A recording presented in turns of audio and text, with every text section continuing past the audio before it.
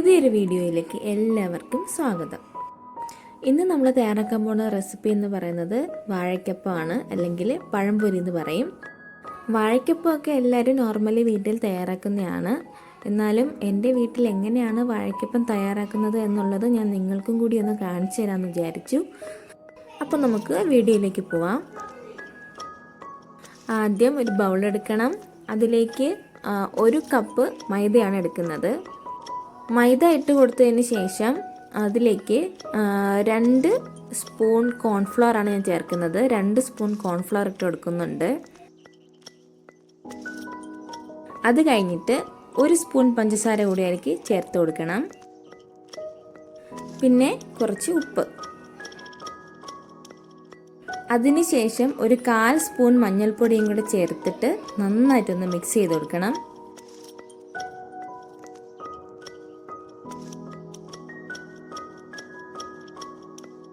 Mix ചെയ്തതിന് ശേഷം ഞാൻ ടോട്ടൽ 1.5 കപ്പ് വെള്ളമാണ് എടുത്ത് വെച്ചിട്ടുള്ളത്. ഇപ്പോൾ ഇതിലേക്ക് 1 കപ്പ് വെള്ളം ഒഴിച്ചിട്ടുണ്ട്. ശേഷം കട്ട കെട്ടാതെ നന്നായിട്ട് ഇളക്കി മിക്സ് ചെയ്ത് കൊടുക്കണം. ഒന്ന് ഇളക്കി മിക്സ് ചെയ്തതിന് ശേഷം ഇനി കുറേശ്ശെ വേണം വെള്ളം നമുക്ക് ഒഴിച്ചു കൊടുക്കാനായിട്ട്. 1.5 കപ്പും വേണ്ടി വരില്ല. അതിനനുസരിച്ച് വെള്ളം ഒഴിച്ചിട്ട് നന്നായിട്ടൊന്ന് മിക്സ് ചെയ്ത് തിക്കാക്കി എടുക്കണം. അപ്പോൾ ഇതാണ് നമ്മുടെ മാവിൻ്റെ കൺസിസ്റ്റൻസി. ഇത്രയും കട്ടിയായാൽ മതി. ഇതാണ് ഈ ഒരു പരുവത്തിന് വേണം വെള്ളം ഒഴിച്ചിട്ട് മിക്സ് ചെയ്തെടുക്കാനായിട്ട്. ഇപ്പം നമ്മുടെ ബാറ്റർ റെഡി ആയിട്ടുണ്ട്. ഇനി നമുക്കിത് ഒരു അരമണിക്കൂർ ഇതൊരു ഭാഗത്തേക്കൊന്ന് മാറ്റി വയ്ക്കാം.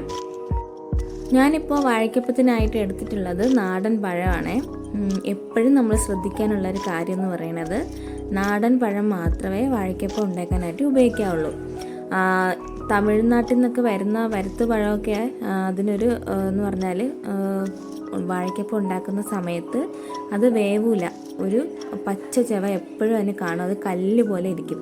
അതേസമയം നമ്മൾ ഈ നാടൻ പഴമാണ് ഉപയോഗിക്കണമെങ്കിൽ നല്ല ജ്യൂസി ആയതുപോലെ നല്ല വെന്ത് ആ മാവിൻ്റെ ഉള്ളിൽ നന്നായിട്ട് അത് ഇരിക്കും.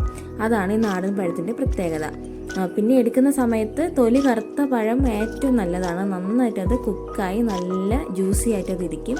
അപ്പോൾ നല്ല വാഴയ്ക്കപ്പം നമുക്ക് ഇതിൽ ഉണ്ടാക്കിയെടുക്കാൻ പറ്റും. ഇപ്പോൾ പഴം ഞാനിവിടെ തൊലിയൊക്കെ കളഞ്ഞെടുത്തിട്ടുണ്ട്. ഇനി അതിനെ 2 കട്ട് ചെയ്ത് മാറ്റി വയ്ക്കാം.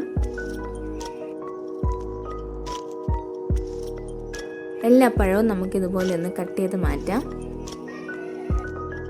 പഴമൊക്കെ ഒന്ന് കട്ട് ചെയ്തതിന് ശേഷം നമുക്കൊരു പാൻ എടുത്ത് അടുപ്പത്ത് വെച്ച് ഫ്ലെയിം ഓൺ ആക്കണം. പാൻ ചൂടായതിന് ശേഷം അതിലേക്ക് ആവശ്യത്തിന് എണ്ണ ഒഴിച്ചു കൊടുക്കാം. അതിനുശേഷം നമ്മൾ നേരത്തെ തയ്യാറാക്കി മാറ്റി വെച്ച അരമണിക്കൂർ റെസ്റ്റ് ചെയ്യാൻ വെച്ച ആ ഒരു ബാറ്ററിലേക്ക് കട്ട് ചെയ്ത് വെച്ച പഴവും കൂടി ഒന്ന് നന്നായിട്ടൊന്ന് മുക്കി എല്ലാ ഭാഗത്തും ഒന്ന് പുരട്ടിയെടുത്തിട്ട് നമ്മൾ തിളച്ച എണ്ണയിലേക്കൊന്ന് ഇട്ട് കൊടുക്കണം.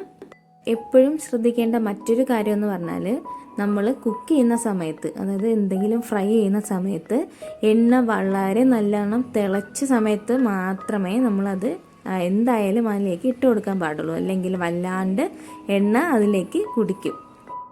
അപ്പം നമ്മുടെ വാഴയ്ക്കപ്പം ഒരു ഭാഗം റെഡി ആയിട്ടുണ്ട്. ഇതിനെ ഒന്ന് മറിച്ചിട്ട് കൊടുക്കണം. മറുഭാഗം കൂടി നന്നായിട്ടൊന്ന് ഫ്രൈ ചെയ്തെടുക്കാം. ഫ്രൈ ചെയ്തെടുക്കുന്ന സമയത്ത് ലോ ഫ്ലെയിമിലിട്ട് വേണം അത് ഫ്രൈ ചെയ്തെടുക്കാനായിട്ട്, അല്ലെങ്കിൽ പെട്ടെന്ന് കരിഞ്ഞു പോകാൻ ചാൻസ് ഉണ്ട്. ഇപ്പോൾ ഇത് റെഡി ആയിട്ടുണ്ട്. ഇനി നമുക്ക് വേറൊരു പാത്രത്തിലേക്ക് ഇതൊന്ന് മാറ്റി കൊടുക്കാം. അതിനുശേഷം ബാക്കിയുള്ള പഴവും കൂടി ബാറ്ററിൽ മുക്കി ഒന്ന് ഫ്രൈ ചെയ്തെടുക്കണം.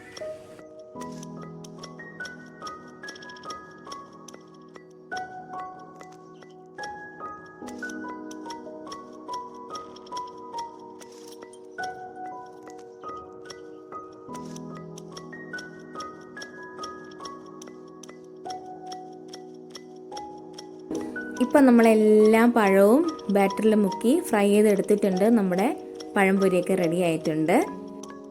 ഇതിപ്പോൾ എല്ലാവർക്കും പഴംപൊരിയൊക്കെ തയ്യാറാക്കാൻ അറിയാമെന്ന് എനിക്കറിയാം. എന്നാലും ഞാൻ എൻ്റെ വീട്ടിൽ എങ്ങനെയാണ് തയ്യാറാക്കുന്നത് എന്നുള്ളതാണ് ഞാൻ നിങ്ങൾക്ക് ഷെയർ ചെയ്തത്. ഇപ്പം നമ്മുടെ ചായക്കടയിൽ നിന്നൊക്കെ കിട്ടുന്ന മാതിരിയുള്ള നല്ല ടേസ്റ്റിയും നല്ല ക്രിസ്പി ആയിട്ടുള്ള പഴംപൊരി റെഡി ആയിട്ടുണ്ട്. നിങ്ങൾക്ക് എല്ലാവർക്കും ഇത് ഇഷ്ടമായെന്ന് വിചാരിക്കുന്നു. നിങ്ങളെല്ലാവരും വീട്ടിൽ ട്രൈ ചെയ്ത് നോക്കണം. നിങ്ങൾക്ക് ഇഷ്ടമായെങ്കിൽ ആ ലൈക്ക് ബട്ടൺ ഒന്ന് ക്ലിക്ക് ചെയ്യണേ. അതുപോലെ തന്നെ നിങ്ങളുടെ എല്ലാ അഭിപ്രായങ്ങളും കമൻറ്റ് ബോക്സിൽ കമൻറ്റ് ചെയ്യണം. അതുപോലെ തന്നെ സബ്സ്ക്രൈബ് ചെയ്യാത്തവരുണ്ടെങ്കിൽ പ്ലീസ് ഒന്ന് സബ്സ്ക്രൈബ് ചെയ്തേക്കണേ. അപ്പോൾ പുതിയൊരു വീഡിയോയുമായി വരുന്നത് വരേക്കും ബൈ.